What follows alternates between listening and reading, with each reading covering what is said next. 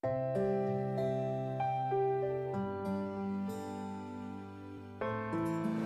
satu ibadah dalam pernikahan itu memandang wajah istri. Dan ini nggak akan bisa dilakukan kalau masih sendiri. Masa kita mau memandang postingan mantan, kan nggak akan berpahala ya. Dia posting apa sih sekarang, dia lagi ngapain sih, kok dia happy banget sih, dia nggak ingat saya gimana hancur-hancurnya berdarah-darah. Yang ada baper ya.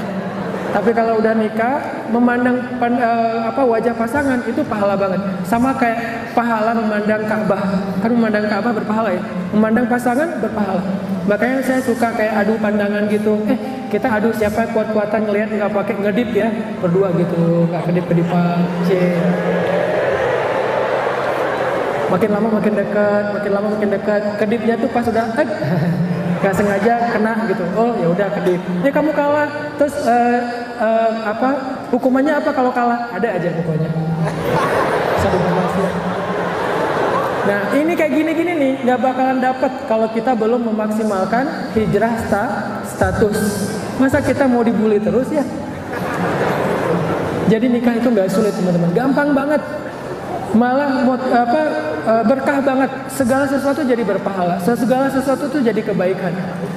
Kalau tadi mesra-mesraan di depan umum itu dosa, sekarang mesra-mesraan di depan umum malah jadi pahala.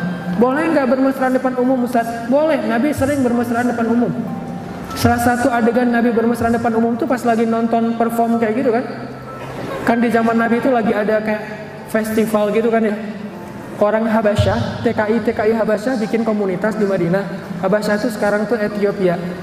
Pas lagi hari jadi kota Habasyah, ulang tahun kota Habasyah, orang Habasyah yang tinggal di Madinah bikin festival di depan Masjid Nabawi. Ini menunjukkan bahwa depan masjid itu boleh ada permainan selama tidak meninggalkan waktu sholat. Bikin festival namanya Habasyah Fest. Di Habasyah Fest tuh kayak ada perform dance gitu. Dance apa? Dance pedang. Jadi tarian pedang. Terus ada perform tarung bebas. Jadi kayak MMA gitu, mixed martial art, kayak ultimate fight. Ada tarung, terus ada balapan. Kalau sekarang mungkin balapan motor, mobil. Kalau dulu balapan onta sama kuda. Balapan depan. Nah, Nabi sama Aisyah lagi di rumah nih. Aisyah mondar-mandir ke jendela ngeliat, apaan sih kok heboh banget di luar, kan orang namanya festival gitu kan pada teriak-teriak ya, riuh gitu. Terus Aisyah ngeliat keluar, wah heboh ya, rame ya, balik lagi, ngeliat lagi, balik lagi, mondar-mandir depan Nabi gitu. Nabi ngeliat Aisyah dan Nabi itu orangnya pengertian banget. Sambil tersenyum Nabi bertanya kepada Aisyah, Aisyah, hal turidina an tanzuri, kamu pengen nonton? Kata Nabi, coba. Pernah nggak baca hadis kayak gini? Nabi itu romantis banget loh. Dan jangan membaca hadis Nabi itu sampai teriak-teriak. Yang bikin hadisnya nggak romantis, suara kita. Nabi itu nggak teriak-teriak pas nyampe Nabi situ, bukan Aisyah, hal turidi, nggak gitu. Ini kan bahasa intonasi ceramah ya. Yang terjadi sebenarnya nggak kayak gitu-gitu amat. Nabi itu tersenyum, kemudian nanya kepada Aisyah, Aisyah, hal turidi na antang zuri. Aisyah, kamu pengen nonton? Aisyah malu, nggak berani bilang iya, sehingga wajahnya kemerah-merahan. Nggak pakai blush on ya. Jadi bukan gara-gara blush on merah-merah, tapi karena malu ngelihat ke bawah. Langsung Nabi berdiri, menggenggam tangan Aisyah. Kata Nabi, ya udah ayo, aku temenin, coba.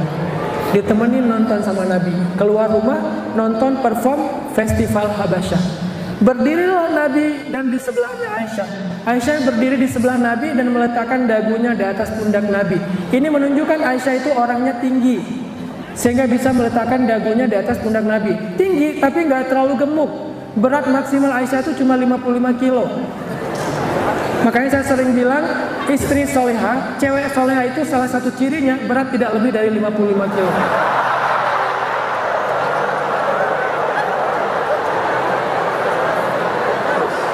Jadi soleha itu jangan dilihat dari cuman ibadahnya, hijabnya, tilawah Al-Qurannya. Oke, itu benar, tapi nggak cuman itu. Soleha itu juga dilihat dari fisiknya, fisik yang menyenangkan. Karena kata Nabi, perempuan yang soleha itu cirinya ada 3.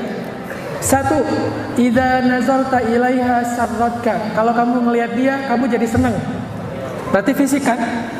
Ternyata salah satu ciri perempuan soleha itu fisiknya menyenangkan.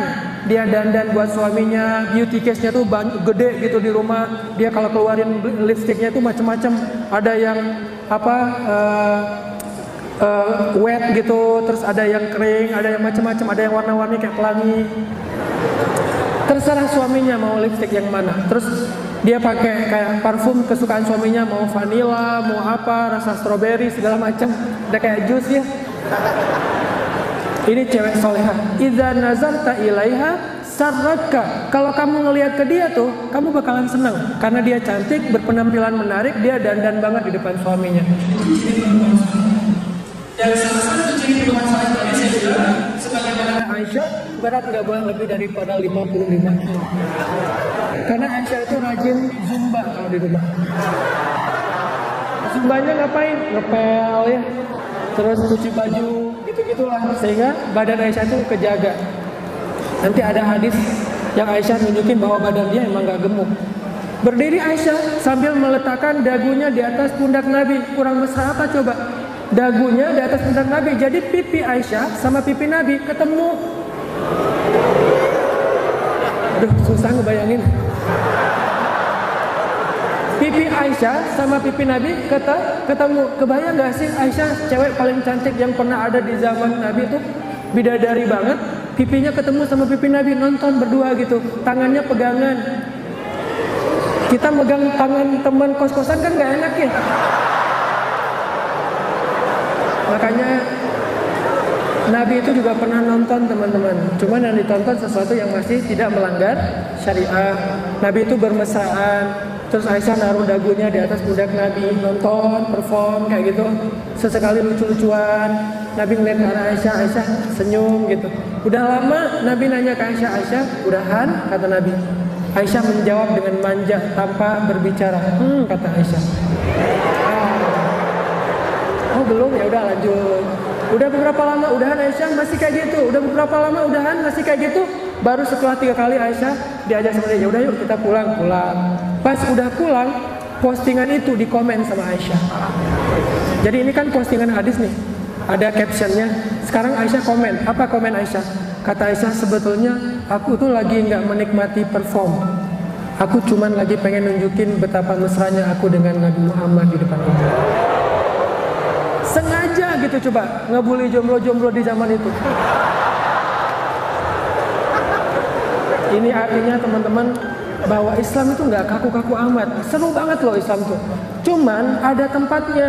Kalau kita pengen seru-seruan pacaran, having fun, date malam mingguan, berduaan, makan sepiring berdua, minum segelas berdua, udah halalin aja dulu. Udah gitu mesra-mesraan bebas, sebebas-bebasnya, dan bahkan bukan hanya boleh tapi berpahala malah. Yuridullahu bikumul yusra. Jadi Islam tuh nggak datang ngelarang-larang kita, kalian nggak boleh mesra-mesraan. Enggak, kalian mesra-mesraan aja, tapi halalin dulu. Yang mempersulit kita halal bukan Islam, lagi-lagi tadi tuh orang lain. Islam nggak mempersulit kita untuk halal, memudahkan banget. Sampai Islam mengatakan dalam hadis Nabi, sebaik-baik perempuan adalah yang paling ringan maharnya, bukan yang paling murah ya, yang paling ringan bahasanya. Arti yang paling ringan sesuai dengan laki-laki yang datang. Kalau yang datangnya tajir, ya ringan-ringannya villa, Alphard, itu ringan. Kalau yang datangnya orang biasa-biasa aja, masih belajar, masih mahasiswa, ringan-ringannya IP-nya 3,7 misalnya.